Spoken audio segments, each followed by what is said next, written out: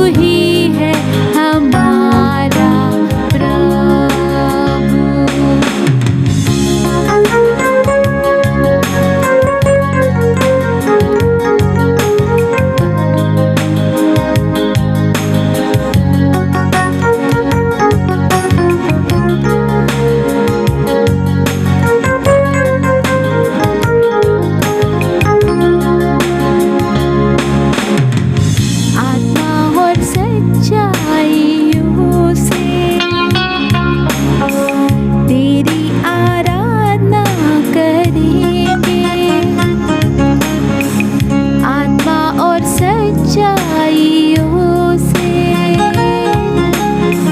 तेरी आराधना करेंगे। ऊंचा, सबसे ऊंचा, सबसे ऊंचा रहे तेरा नाम। ऊंचा, सबसे ऊंचा, सबसे ऊंचा रहे तेरा नाम। महिमा हो तेरी, महिमा हो तेरी, महिमा हो तेरी, महिमा हो तेरी। यीशु तू ही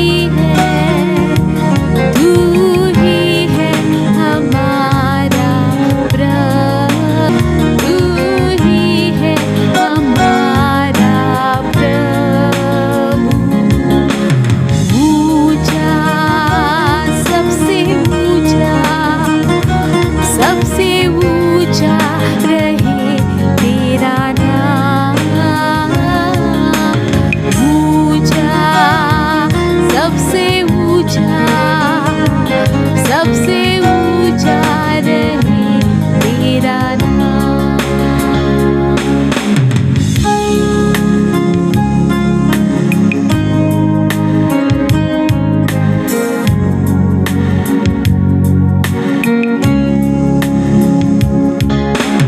महिमा हो तेरी,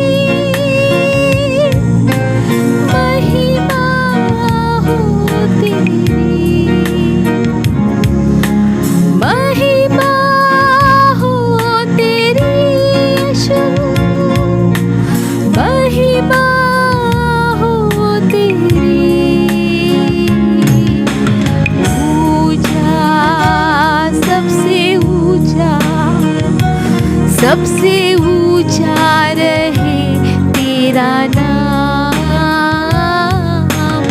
ऊंचा, सबसे ऊंचा, सबसे ऊंचा रहे तेरा नाम। यीशु तू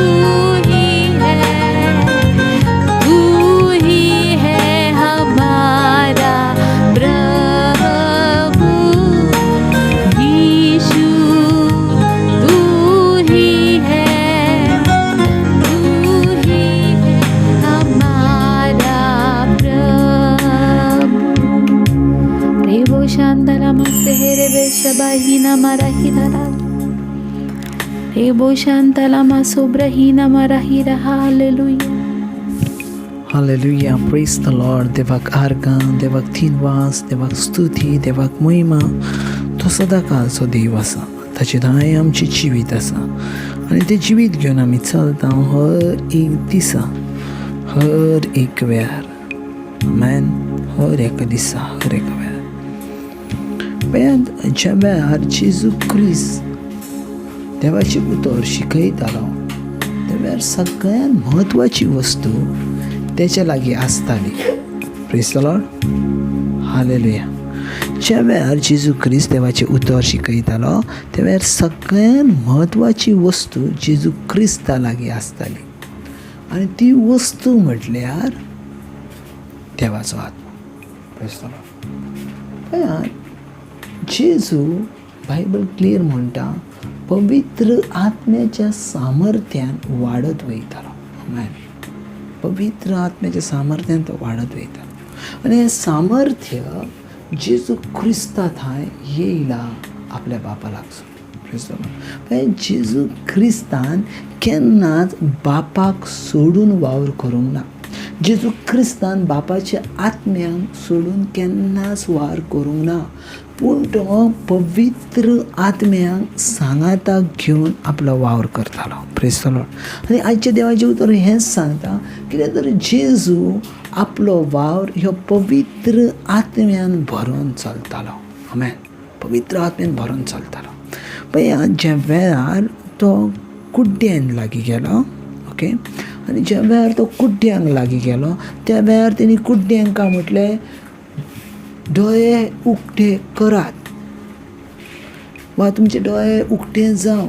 आनी त्या वेळार कुड्ड्यांनी आपले दोळे उक्ते केले. Praise the Lord. तो लंगड्याक लागीं गेलो आनी लंगड्याक सांगलें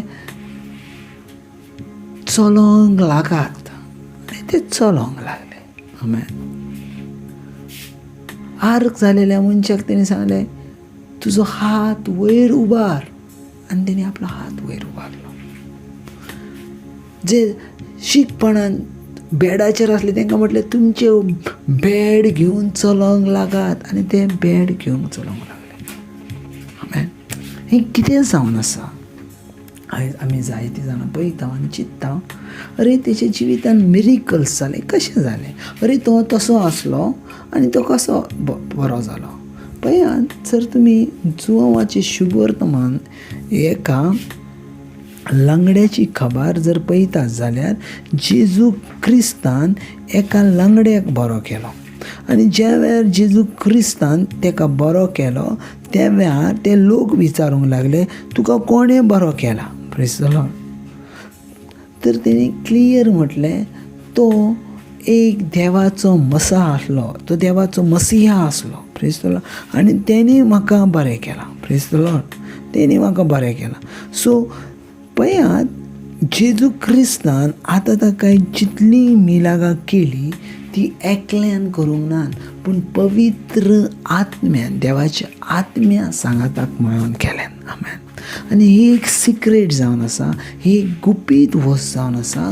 कितें तर पवित्र आत्मो ज्या वेळार तुमच्या जिवितान येता त्या वेळार मिरिकल्स जातात. आमेन. बायबल कितें म्हणटा? ज्या वेळार पवित्र आत्मे विशीं आमी जर विचार करता जाल्यार पवित्र आत्मे विशीं बायबल कितें म्हणटा? ज्या वेळार तूं लुकाचो पयलो अवेसूर पळयताय आनी थंय गाब्रियल देवदूत मरिये माय लागीं गेलो आनी मरिये मायक म्हटलें तुज्या कुशवेन भुरगो जल्माक येतलो म्हणून. आनी त्या वेळार मरिये मायन म्हटलें हें कशें घडटलें? आमेन. हें कशें घडटलें? थंय देवाचें एक सोबीत उतार आसा आनी तें सोबीत उतार कितें सांगता जाणा? पवित्र आत्मो तुजेर येतलो आनी परमेश्वराची सक्ती तुका सावळी घालतली. आमेन. दोन वस्तू आसात. ती पयली वस्त म्हणटा पवित्र आत्मो तुजेर येतलो आनी परमेश्वराची सक्ती तुका सावळी घालतली. Praise the lord. So Bible कितें म्हणटा? पवित्र आत्म्या बगर ह्या संवसारान सगळ्यो सक्ती अपुऱ्यो जावन आसात. आमेन. पवित्र आत्म्याची सक्ती आसा जी हाय प्लेसीचेर आसा, जी हाय उचार आसा.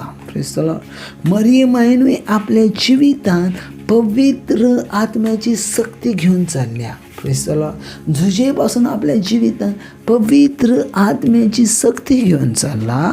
आमेन. आनी ती सक्ती अमेझींग आसा. Glory glory. ती सक्ती अमेझींग आसा. सो तुमच्या जर लायफान मिरिकल्स जावंक जाय तुमच्या लायफान पळयात आमकां दिसता कोण तरी म्हाजेर हात ठेवन प्रेयर करतलो आनी मागीर म्हाका बरें दिसतलें आनी मागीर हांव हील जातलो. तेचे परस देवाचें उतर म्हणटा तुजे लागीं अश्यो वस्तू आसा जाका तुकाच तूं हील करूंक जाता. आमेन. आनी तें म्हटल्यार वर्ड ऑफ गॉड. आमेन.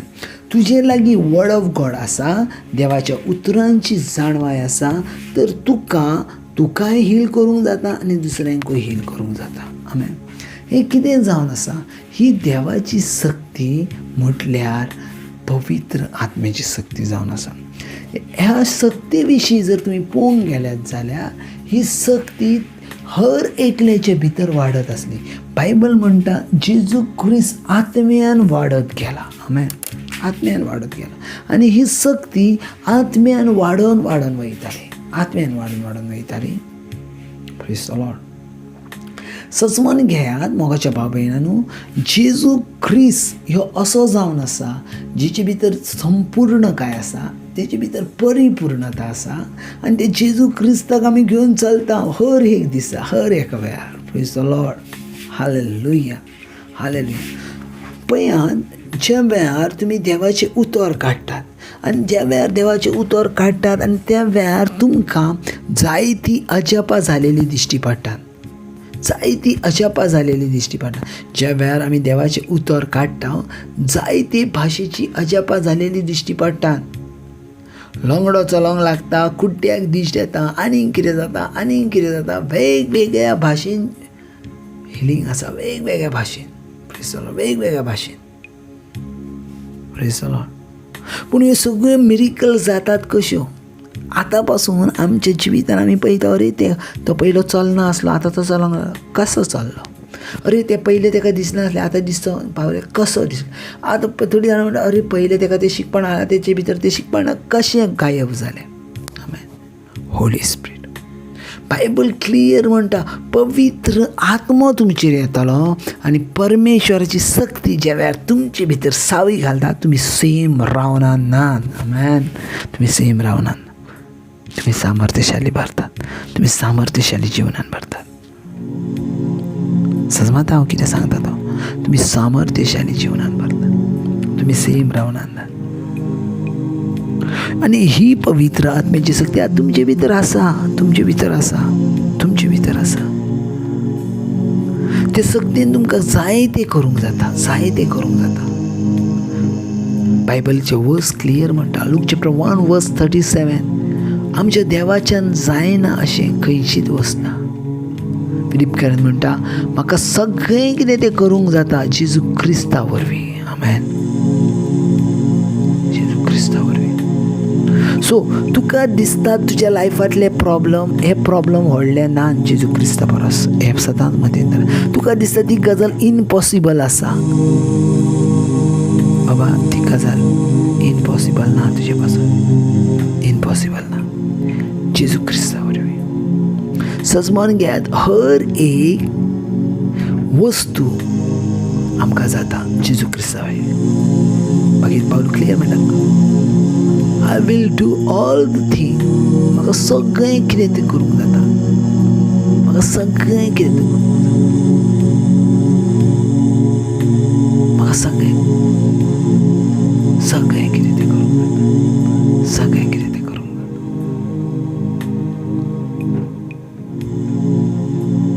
पळयात, देवाचें सामर्थ्य तुमचेर आहा. आनी ह्या वेळार जितलीं जाणां पवित्र आत्म्याच्या नांवान ह्यो आवाज आयकता ते सेम रावनात. ते सेम रावन ह्या वेळार देवाची शक्ती तुमचे भितर डिक्लेअर जाता. देवाचें सामर्थ्य तुमचे भितर रिलीज जाता आनी तुमी सुटका पावतात तुमच्या जिवितांसून. आमेन. God bless.